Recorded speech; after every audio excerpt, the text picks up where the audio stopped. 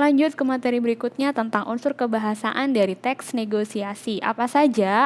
Perhatikan baik-baik, siapkan buku, dicatat ya. Yang pertama mengenai kalimat deklaratif. Nah, deklaratif ini berupa pernyataan. Untuk sebagai contoh mudahnya, ketika kalian mendengarkan sebuah berita yang dibacakan oleh pembaca berita. Nah, isi dari kalimat deklaratif sama seperti yang disampaikan oleh pembaca berita.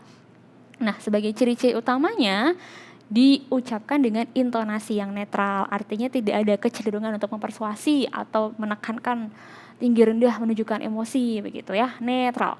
Kemudian dia bagian dari kalimat berita yang dapat dijadikan pokok dari pembicaraan. Maksudnya gimana nih Bu? Oke, contoh. Coba perhatikan video yang Ibu play deh. Pengendara sepeda motor ini langsung kabur dan tancap gas menghindari petugas gabungan pemburu COVID-19 saat polisi menggelar operasi mencegah kelompok remaja berkerumun di kawasan Patung Kuda, Jalan Medan Merdeka Barat. Seperti itu ya. Itu kalau misalnya dilisankan. Nah, ciri khasnya berarti ketika ditulis dalam bentuk teks atau tulisan, nah ini harus memberikan intonasi yang netral. Oke, pokok dari berita itu berarti highlight atau cuplikan dari berita utamanya. Itu maksud dari kalimat deklaratif. Lalu, berbicara tentang kalimat deklaratif nanti terdiri atas 2 jenis anak-anak. Jenis-jenisnya apa saja Bu? Seperti kalimat yang nanti ada deklaratif yang aktif dan juga deklaratif pasif. Nah, yang sekarang kita bahas adalah jenis dari kalimat deklaratif aktif. Nah, yang pertama adalah aktif transitif. Apa Bu artinya aktif transitif? Ini ciri khasnya adalah kalimat yang bisa dimasukkan unsur objek di dalamnya. Ingat bahwa strukturnya kan sekurang-kurangnya untuk dikatakan sebuah kalimat adalah S dan P, di mana S sebagai subjek, P-nya predikat. Di sini juga nih, OSIS ini S mengadakan P. Nah, di sini masuk ke dalam objek. Lalu untuk yang deklaratif intransitif, apa ya intransitif? Nah, intransitif adalah kalimat ini nih mempunyai ciri predikatnya menggunakan imbuhan ber. Kenapa imbuhan ber? Karena kalimat ini tidak perlu disertakan objek di dalamnya. Jadi cukup ini kalau di sini tadi plus O, yang di sini S plus P. Nah, dicek nih, mereka bekerja tanpa kenalan. Tanpa kenalan kan sebagai pelengkap. Nah, keterangan pelengkap subjek, predikat, pel. Bu, terus yang ini, yang ketiga kalimat aktif deklaratif semi transitif. Nah, semi transitif ini yang tidak perlu juga dicantumkan objek di dalamnya, tetapi bisa dicantumkan pelengkap. Ya namanya sebagai pelengkap ya, ada nggak ada pun sebenarnya nggak jadi masalah gitu. Adik bermain, nah ini udah cukup, bisa ditambahkan dengan sendirian sebagai pelengkap. Oke, untuk selanjutnya deklaratif yang pasif. Jadi pasif ini tersusun atas 2 jenis, yakni yang biasa dan juga zero. Nah, kalau yang biasa, ciri khas dari kalimat pasif tuh apa sih? Yes, predikatnya biasanya diawali dengan imbuhan atau prefiks di, ter, dan kean. Ya, ini untuk yang biasa. Lalu yang luar biasa gimana Bu? Yang zero. Yang zero ini justru sufiks yang digunakan. Sufiksnya berakhiran kan. Nah, kan ini diawali dengan kata dasar berupa kata kerja. Maksudnya gimana sih Bu? Oke, kita cek ke contohnya deh. Sampai kan kata kerja. Sampaikan, kan di sini adalah imbuhan kannya, bukan ikan ya. Kan. Lalu ini kerja, kata dasarnya dari ya kerja, kata kerja gitu. Lalu imbuhannya kan. Nah, seakan-akan menjadi sebuah kalimat perintah, padahal bukan kalimat perintah kan. Akan ku sampaikan. Nah, kunya di sini sebagai subjek. Di sini juga aku sebagai subjek. Oke, semoga ada gambaran dari deklaratif. Bu, yang ketiga ada lagi. Ya, yang ketiga ini sifatnya opsional. Ini adalah deklaratif inversi. Inversi itu adalah dibalik ya. Jadi ketika biasanya subjek diawali dengan predikat, yang inversi ini predikat terlebih dahulu dilanjutkan dengan subjek. Sudah dikunjungi oleh mereka museum tahun lalu. Contohnya seperti itu, ya. Kedua, sekarang kita mempelajari adalah kalimat interrogatif. Nah, pernah mendengar kata interogasi ya. Jadi interogasi ini menggunakan kalimat-kalimat interrogatif di dalamnya. Apa saja, Bu? Ini ciri khasnya dulu nih, berupa pertanyaan yang diajukan kepada orang lain. Ciri-cirinya adalah dengan intonasi bertanya. Ya iyalah, namanya juga kalimat tanya ya. Jadi menggunakan kata dasar kata-kata tanya. Adik Simba jangan lupa. Dan ketika kata tanya, kalimat tanya diakhiri dengan tanda tanya. Kalau yang tadi deklaratif dengan tanda titik, nah ini tanda tanya. Apa saja jenisnya? Ini adalah beberapa jenis dari kalimat interrogatif. Yang pertama, untuk meminta pengakuan. Nah, meminta pengakuan bergantung konteks dari kalimatnya juga nanti akan bisa dipelajari jenisnya apa. Apakah kau yang sedang mencuri sandal ini? Nah, ini biasanya digunakan oleh penyidik di kepolisian gitu ya, detektif juga. Untuk orang ini harus ngaku. Nah, gimana caranya menggunakan kata-kata yang seakan menyudutkan? Ya, menyudutkan. Lalu yang kedua adalah meminta keterangan. Apa yang meminta keterangan? Contohnya di sini, kapan kau akan berangkat ke Bali? Gitu. Ada yang dua jenis, nanti interrogatif positif dan interrogatif negatif. Lagi ini berdasarkan konteksnya, membuat bahagia atau cenderungan positif ya. Apa yang membuatmu tidak bersemangat? Nah, ini yang negatif. Lalu kelima nih, retorika. Dari retoris kemarin sudah belajar. Jadi sebetulnya kalimat yang tidak perlu dikasih tahu jawabannya atau sudah ada jawabannya. Apakah cukup sampai di sini? Ya. Yang terakhir interrogatif terbuka. Nah, terbuka ini yang biasanya nanti kalian temukan kalau di soal-soal isi terbuka gitu ya. Diawali dengan menurut Anda. Nah, ada kata menurut Anda di sini menunjukkan bahwa ini perspektifnya tiap orang beda-beda gitu untuk menjawab pertanyaan ini. Nah, disebutnya interrogatif terbuka karena ada banyak sekali kemungkinan jawaban yang bisa muncul. Selain jawaban, perspektif juga yang bisa muncul dari jenis pertanyaan ini. Ya, tadi kata tanya itu mulai dari apa, siapa, mengapa, di mana, kapan, bagaimana. Nah, ini yang biasanya lazim digunakan untuk interrogatif yang menanyakan keterangan. Yes. Lalu ketiga adalah kalimat imperatif. Nah, kalau tadi deklaratif itu kalimat biasa, interrogatif kalimat tanya, imperatif adalah kalimat yang menunjukkan instruksi atau memerintahkan orang lain untuk melakukan sesuatu. Ciri khasnya ketika instruksi ini diucapkan dengan intonasi yang rendah di akhir kalimat, menggunakan partikel penegas, penghalus, ajakan, harapan. Nah, ini termasuk jenis-jenisnya nanti. Dan susunan kalimatnya ini yang ciri khas nih, inversi. Jadi predikat terlebih dahulu dilanjutkan dengan subjek dan tidak selalu terungkap. Nah, ini yang juga jadi ciri khas utamanya adalah dengan penggunaan tanda seru di akhir.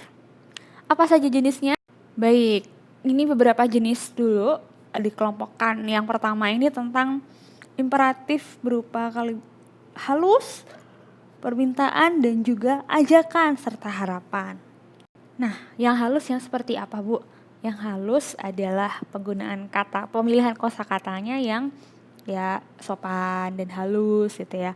Misal dengan kata tolong, coba, silakan, sudilah, kiranya. Nah, intinya kan mengajak, menginstruksikan. Tolong buatkan saya makan siang. Silakan masuk ke ruangan Pak Direktur. Itu kan sebetulnya menyuruh tapi dengan kata yang halus. Lalu imperatif yang ajakan dan harapan seperti apa, Bu? Ya, yang di dalamnya mengandung maksud sebuah harapan atau permintaan yang mengajak. Misal dengan kata-kata, kosakata yang khas adalah dengan kata ayolah, marilah, harap, hendaknya. Yang imperatif permintaan, nah berarti tendensinya atau tujuannya untuk meminta. Mohon diterima dengan baik, mohon perhatiannya pada hadirin sekalian, mintalah maaf kepada yang sudah disakiti. Ini kan sebetulnya dengan kata tanda seru semua ini. Oke, ini 3 jenis pertama dari kalimat imperatif. Untuk selanjutnya, kalimat imperatif yang transitif. Nah, di awal tadi deklaratif ada yang transitif gitu kan. Jadi ciri khasnya adalah verba transitif. Nah, ini dibilang konstruksinya mirip dengan deklaratif pasif. Jadi diawali dengan kata kerja, ibu ulangi predikat gitu ya. Predikat umumnya dengan kata kerja. Pergi, nah ini dengan partikel lah. Nikmatilah, perbaikilah, ubahlah kalau tadi yang deklaratif pasif zero itu kan dengan kan gitu.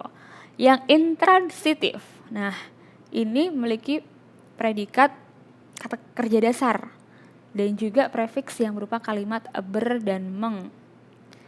Atau frasa preposisional. Maksudnya Bu, oke kita lihat ke ciri khasnya aja deh.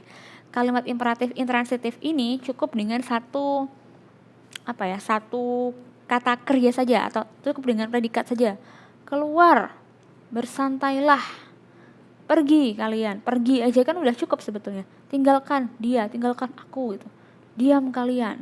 Ini kayaknya tanpa perlu dijelaskan, semoga sudah ada gambaran ya. Yang ketiga, selanjutnya imperatif tak transitif. Wow, apa itu Bu? Adalah juga kalimat deklaratif tak transitif yang berpredikat verba dasar.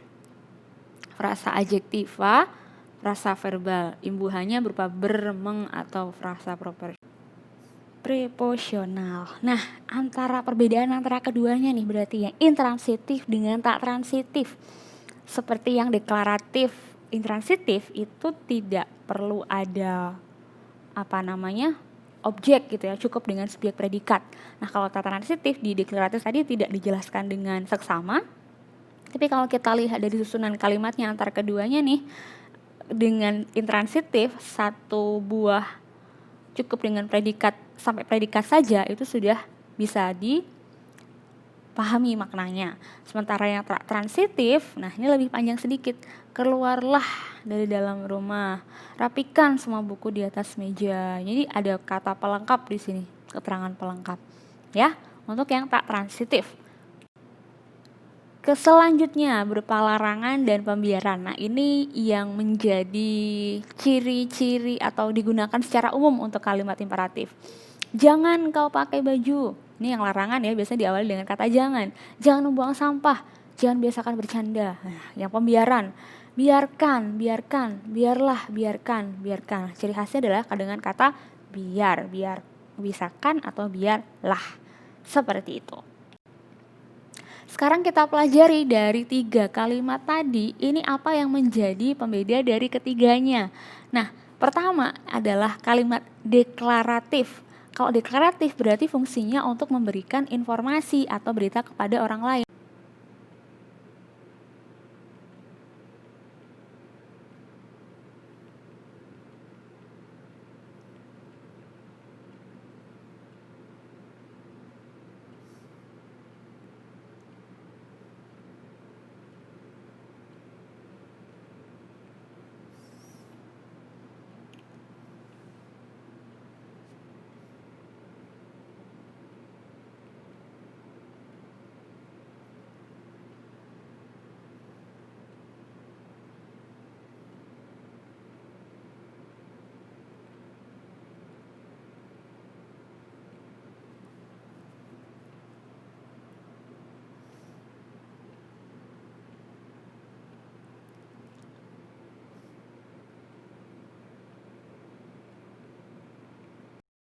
Oke, baik. Ini yang sudah Ibu lengkapi ya dari tabelnya. Jadi dari perbedaan 3 kalimat tadi yang sudah kita pelajari di awal, bisa kita temukan bahwa dari fungsi kalimatnya imperatif adalah sebagai untuk memerintah orang lain, deklaratif memberikan informasi, interrogatif untuk menanyakan. Nah, tanda bacanya juga seru, titik, tanda tanya. Sudah masih ingat dong?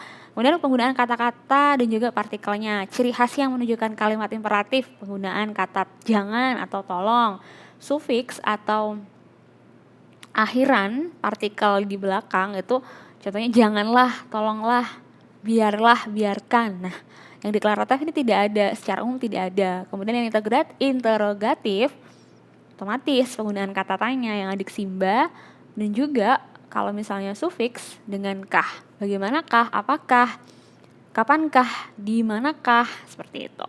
Dan untuk tanggapan dari orang lain sebagai kalimat imperatif itu tanggapan yang diharapkan dari orang lain adalah diturutinya perintah. Interrogatif dengan ketika ditanya otomatis harapannya orang lain dapat memberikan jawaban atau keterangan. Sementara yang deklaratif tidak memerlukan tanggapan ya.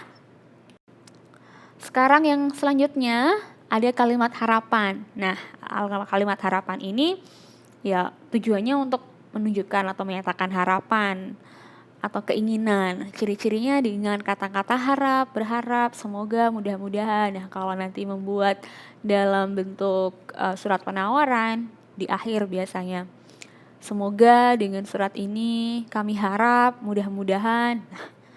Nah, dengan kata-kata ciri khas kata-kata ini nih adalah kalimat harapan. Selanjutnya kalimat bersyarat. Jadi sebuah kondisi ini bisa terjadi ada prasyarat sebelumnya gitu. Maksudnya gimana, Bu? Jadi contohnya kita langsung lihat aja ya. Apabila ditangani dengan tepat, mestinya tidak akan mogok. Nah, mestinya tidak akan mogok jika apabila, nah nih kata-katanya, apabila aku akan pergi asalkan kendaraannya ada. Nah, syaratnya mau pergi kalau ada kendaraan. Jadi ciri khasnya penggunaan kata-kata kalau, maka, jika, jikalau, bila, apabila, asalkan, andaikan, seandainya. Bu, apakah sama dengan kalimat pengandaian? Tergantung konteks kalimatnya, ya. Selanjutnya kalimat persuasi, dari kata persuasi, sudah tahu pasti. Jadi mengajak orang lain, membujuk dan meyakinkan supaya bersedia mengikuti apa yang dikatakan. Nah, sifatnya mengajak, kata-katanya kayak tadi ada, Bu, yang deklaratif. Ajakan, iya, tapi tidak semua kalimat kan dalam bentuk deklaratif tadi. Nah, yang ini mungkin bisa saja dalam bentuk imperatif. Ayo cepatlah, mari bergegas. Tunggu apa lagi? Ayo cepat, nanti kita ketinggalan. Nah, intinya persuasi ini berarti yang mengajak. Oke? Terakhir, sekarang tentang konjungsinya. Konjungsi kausalitas mungkin kemarin sudah ya, yang waktu semester 1. Jadi, sebagai untuk menghubungkan dari satu kalimat ke kalimat yang lain untuk menyatakan sebab akibat dari adanya suatu peristiwa.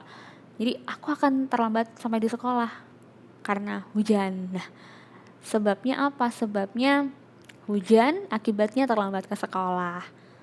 Semoga kalau kemarin sudah pernah dipelajari harus sudah ingat sih. Baik, berbicara tentang proyeknya bagaimana sesuai dengan yang Ibu berikan kemarin instruksinya untuk proyek dari bab ini adalah membuat satu buah teks dalam bentuk tulisan berarti ya. Negosiasi. Bisa